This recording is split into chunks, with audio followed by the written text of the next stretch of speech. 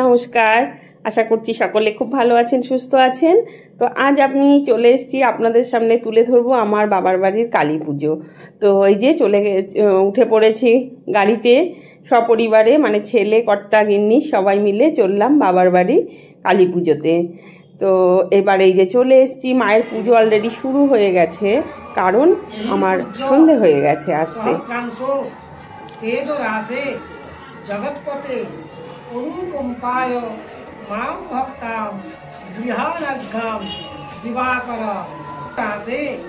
জগৎপতে অনুকম্পায় মাং ভক্তাম গৃহানঘ্যাম দিবাকর নম রবয়ে নম। একটু শেষ করে দিচ্ছি সূর্য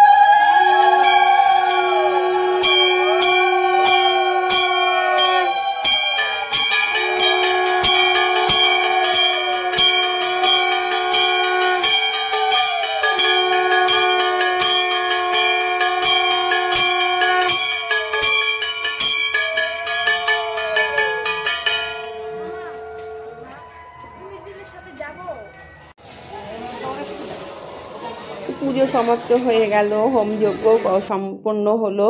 তো এবার একটু আমি মায়ের সামনে ক্যামেরাবন্দি করছি নিজেকে, কিন্তু মাকে পুরো আবছা দেখা যাচ্ছে, কারণ লাইট আর ওই যজ্ঞের ধোঁয়া সব কিছুতে কেন জানি না আবছা হচ্ছিল। এবার অঞ্জলি হবে, সবাই অঞ্জলি দিচ্ছে।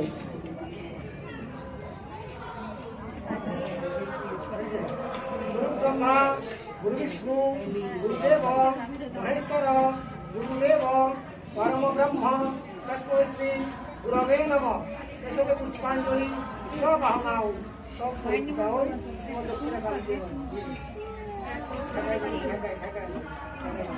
পুজো সমাপ্ত হতে হতে এদিকে কিন্তু খাওয়া দাওয়ার আয়োজন করেছিল আমার মা আর দাদা। অনেক লোকেরই অ্যারেঞ্জমেন্ট ছিল। প্রসাদে ছিল লুচি, ছোলার ডাল, খিচুড়ি, আলুর দম, পায়েস, চাটনি, পাঁপড়।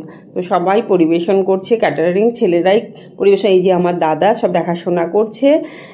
তো একে একে অনেক বৈঠকই হয়ে গেল। তারপরে আমিও যজ্ঞের টিপ পরে নিয়ে মায়ের কাছে চলে এলাম আবার একটু, এবার সবাইকে প্রসাদ দেব বলে। এই যে আমার ভাইয়ের বউ, ও এখন প্রসাদগুলো একে একে এইদিকে নিয়ে আসবে, সবাইকে এখন প্রসাদ বিতরণ করা হবে। তো এভাবেই আমার বাবার বাড়ির পুজোটা আপনাদের সামনে ছোট্ট করে একটু তুলে ধরলাম। কেমন লাগলো অবশ্যই কমেন্ট করে জানাবেন। তারপরে শেষে আমার ভাইজিদের নিয়ে একটু মায়ের কাছে ফটো সেশন করলাম আর কি। যাই হোক, কেমন লাগলো অবশ্যই বলবেন। সবাই খুব ভালো থাকবেন, সুস্থ থাকবেন, সাবধানে থাকবেন। জয় মা। সবাইকে